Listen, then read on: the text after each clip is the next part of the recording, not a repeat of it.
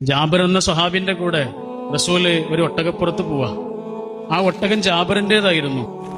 അപ്പോഴാണ് റസൂൽ അറിയുന്നത് അദ്ദേഹത്തിന്റെ കല്യാണം കഴിഞ്ഞു വന്നു. ജാബിർ എന്ന റസൂലിന്റെ ഏറ്റവും അടുത്ത സുഹൃത്താ. പക്ഷെ എന്നിട്ടും അദ്ദേഹത്തിന്റെ കല്യാണക്കാരി റസൂൽ അറിഞ്ഞിട്ടില്ലായിരുന്നു കേട്ടോ. റസൂലിന് അതിൽ യാതൊരു പരിഭവം ഉണ്ടായിരുന്നില്ല. റസൂൽ അദ്ദേഹത്തോടൊരു ചോദ്യം ചോദിക്കുന്നുണ്ട്, നിങ്ങളുടെ ഈ ഒട്ടകം വിൽക്കണോ എന്ന് ചോദിച്ചു. അപ്പൊ ജാബിർ റളിയല്ലാഹു അൻഹു പറയാം, ഈ ഒട്ടകം എന്തിനാ റസൂലിന്? ഇത് പ്രായമേറെയുള്ളൊരു ഒട്ടകമാണ്. അപ്പൊ റസൂൽ അദ്ദേഹത്തോട് ചോദിക്കുകയാണ്, നിങ്ങൾ ഈ ഒട്ടകത്തെ വിൽക്കണോ? ഞാൻ വാങ്ങും. അവസാനം അദ്ദേഹം സമ്മതിച്ചു. ആ കച്ചവടം 40 രൂപയിൽ ഉറപ്പിച്ചു. അങ്ങനെ 40 രൂപയ്ക്ക് വാങ്ങിയ ഒട്ടകവുമായി റസൂൽ മദീനയിലേക്ക് ചെന്ന് ബിലാൽ റളിയല്ലാഹു അൻഹുവിന്റെ അടുത്ത് ചെന്നിട്ട് പറഞ്ഞു, ജാബിറിന് 40 രൂപ കൊടുക്കണം. ഞാൻ ഈ ഒട്ടകത്തെ അദ്ദേഹത്തിന്റെ അടുത്ത് വാങ്ങിയിരുന്നു. പിന്നെ ഈ ഒട്ടകവും കൊടുക്കണം, ഈ ഒട്ടകവും കൊടുക്കണം.